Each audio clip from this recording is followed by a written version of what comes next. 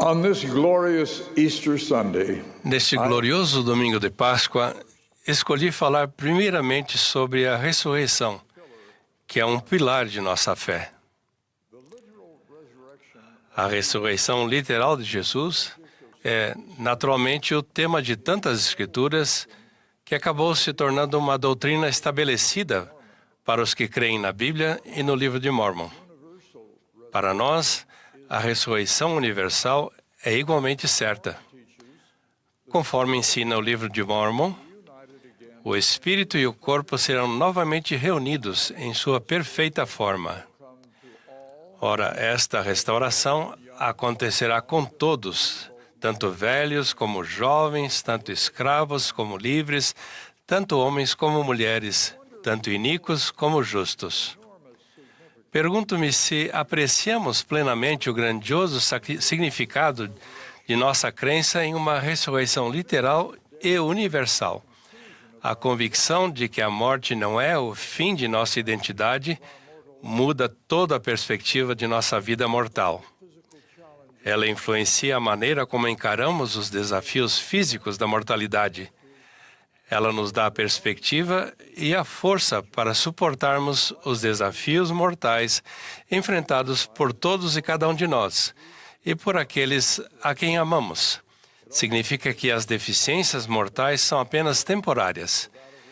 Ela também nos dá a coragem de enfrentar nossa própria morte ou a de entes queridos, mesmo a morte que podemos chamar de prematura. Nossa crença na ressurreição também nos incentiva a cumprir nossas responsabilidades familiares na mortalidade. Ela nos ajuda a conviver em amor nesta vida, antecipando os alegres convívios e reencontros que teremos na vida futura. Todas essas verdades foram ensinadas com muita clareza nesta sessão de conferência. Viver dignamente para nos encontrarmos com Cristo não é uma tarefa fácil. Muitos escritores atuais caracterizam a época em que vivemos como tóxica, uma época de desprezo ou hostilidade para com os adversários. Essa hostilidade afeta muitos relacionamentos diferentes na sociedade, envolvendo muitas pessoas cujas crenças cristãs deveriam orientá-las de uma maneira diferente.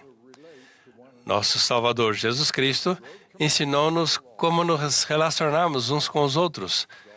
Os grandes mandamentos da lei, ele ensinou, eram amar a Deus e ao próximo. Quando perguntaram a Jesus, e quem é o meu próximo? Ele respondeu com uma parábola que elogiava a ação misericordiosa de um samaritano, um grupo que os judeus isolavam e desprezavam. Mas os ensinamentos de Jesus sobre o círculo do amor iam muito além dos samaritanos. No Sermão da Montanha, ele declarou: ouvistes o que foi dito, amarás o teu próximo e odiarás o teu inimigo. Eu vos digo, porém, amai vossos inimigos, bendizei os que vos maldizem, fazei bem aos que vos odeiam, e orai pelos que vos maltratam e vos perseguem. Que ensinamento revolucionário sobre relacionamentos pessoais. Amar até os nossos inimigos. Mas quem são nossos inimigos? O significado completo de inimigos, derivados das fontes das quais os tradutores da versão do Rei Jaime escolheram a palavra inimigos, incluía oponentes militares e outros que eram hostis ou que simplesmente trabalhavam ativamente contra os interesses de outras pessoas. Hoje podemos dizer que recebemos o mandamento de amar nossos adversários. Todos os seres mortais são filhos amados de Deus. Como o presidente David McKay ensinou, não há melhor maneira de manifestar amor a Deus que mostrar amor abnegado ao próximo. Testemunhei esse amor incomum a um adversário em uma conferência de destaque há muitos anos. Ao olhar para as pessoas na congregação antes do início da reunião, tive a impressão incomum de convidar uma determinada mulher para discursar. Perguntei ao presidente da estaca se ele achava que aquela mulher daria um discurso adequado se fosse chamada. Ele disse que achava que sim. A meu pedido, ele posteriormente a convidou da congregação para fazer um breve discurso. Quando ela veio à frente, fiquei apreensivo com o que ela poderia dizer. Ela se apresentou como uma enfermeira responsável por cuidar de pacientes em uma unidade de cuidado intensivo. Entre os seus pacientes estava um que ela descreveu como o homem mais repulsivo que ela já havia conhecido. Eu fiquei imaginando aonde isso ia chegar. Mesmo acamado, ele fazia tudo o que podia para tornar a vida das enfermeiras que cuidavam dele um verdadeiro tormento, incluindo o uso de linguagem ofensiva, cuspir no chão e insultá-las constantemente de outras formas repugnantes. Ela o detestava. Certa noite, ela ouviu um forte estrondo vindo do quarto daquele homem. Ao reagir, correu até lá e ficou chocada ao encontrá-lo caído da cama, debatendo-se em meio de cacos de vidro, líquidos e sangue. Uma mudança profunda tomou conta dela naquele momento. Ela sentiu o que parecia ser uma corrente elétrica de amor do nosso Pai Celestial por aquele homem e passou a vê-lo como um filho de Deus. Quando ela se ajoelhou, segurou-o nos braços e tentou lhe dar conforto, ele disse: "Quero ir para casa. Eu só quero ir para casa." Pouco tempo depois, ele faleceu.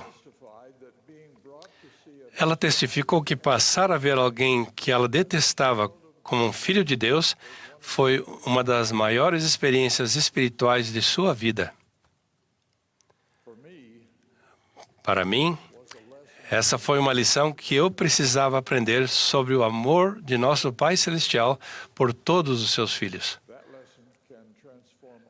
Essa lição pode transformar todos nós, levando-nos a ver uns aos outros como filhos de Deus, já que pertencemos uns aos outros. Anos depois, o presidente Howard W. Hunter descreveu esse mesmo amor de Deus por seus filhos. O mundo seria grandemente beneficiado se todos os homens e mulheres praticassem o puro amor de Cristo, que é bondoso, humilde e manso. Ele não dá lugar à intolerância, ao ódio e à violência. Ele incentiva povos diferentes a viverem juntos no amor cristão, a despeito de crenças religiosas, raça, nacionalidade, situação financeira, nível de educação e cultura. Cada um de nós pode nos esforçar para seguir nosso Salvador e em seus ensinamentos a respeito de como nos relacionamos uns com os outros. Isso não significa abrir mão de nossos valores. Os convênios que fizemos inevitavelmente nos colocam como participantes dedicados na eterna luta entre a verdade e o erro. Precisamos equilibrar nossas várias responsabilidades. Esse equilíbrio não é fácil. Quando procuramos guardar todos os mandamentos em nossa vida pessoal, às vezes somos acusados de não ter amor por aqueles que não os guardam. Quando demonstramos amor pessoal e apoiamos causas que promovem o amor, às vezes somos mal compreendidos, como se estivéssemos apoiando resultados que contradizem outros deveres religiosos. Porém, como seguidores de Cristo, devemos procurar viver em paz e amor com outros filhos de Deus que não compartilham de nossos valores e não têm as obrigações dos convênios que fizemos. Em um governo democrático, devemos buscar o que é justo para todos.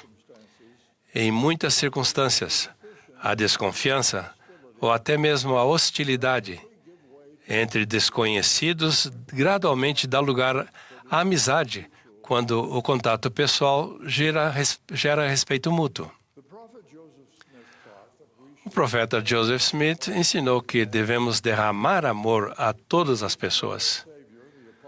Falando de nosso Salvador, o apóstolo João escreveu: nós o amamos porque ele nos amou primeiro. Podemos seguir o exemplo de Jesus Cristo, que é a nossa inspiração, escolhendo amar as outras pessoas, mesmo que elas demonstrem pouco ou nenhum amor por nós. Ele declarou: bem-aventurados os pacificadores, porque eles serão chamados filhos de Deus. Pacificadores. Como o mundo seria diferente se os seguidores de Cristo deixassem de usar palavras duras e ofensivas em todas as suas interações? Na Conferência Geral, o presidente Russell M. Nelson nos desafiou a escolher sermos pacificadores, hoje e sempre. Como podemos ser pacificadores? Um bispo que busca curar um casamento conturbado ou resolver um conflito pessoal está promovendo a paz. Rapazes e moças se tornam pacificadores quando abrem mão dos prazeres temporários de atividades egoístas e se dedicam a projetos de serviço e a outros atos de bondade.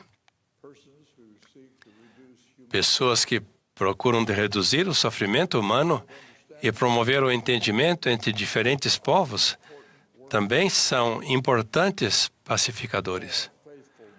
Assim também o são pais e mães fiéis que cuidam amorosamente de seus filhos, próprios filhos, ou acolhem crianças em lares temporários e as criam em retidão, em vez de deixá-las serem marcadas e prejudicadas pelos pecados de outras pessoas. Nossos missionários buscam ser pacificadores. Eles pregam arrependimento quanto à corrupção pessoal, a ganância e a opressão, pois somente por meio da reforma individual toda a sociedade poderá, com o tempo, vencer esses males. Ao convidarem todas as pessoas a se arrependerem e a se achegarem a Cristo, nossos missionários trabalham pela paz ao ajudar homens e mulheres a se achegarem a Cristo e a vivenciarem uma vigorosa mudança de coração e de comportamento. Meus irmãos e irmãs, como seguidores de Cristo, que os sigamos abandonando a contenda e adotando a linguagem e os métodos dos pacificadores. Em nossa família, em outros relacionamentos pessoais, evitemos tudo que é agressivo e que leva ao ódio. Que busquemos ser santos, assim como nosso Salvador, em cujo santo nome, o nome de Jesus Cristo, presto meu testemunho. Amém.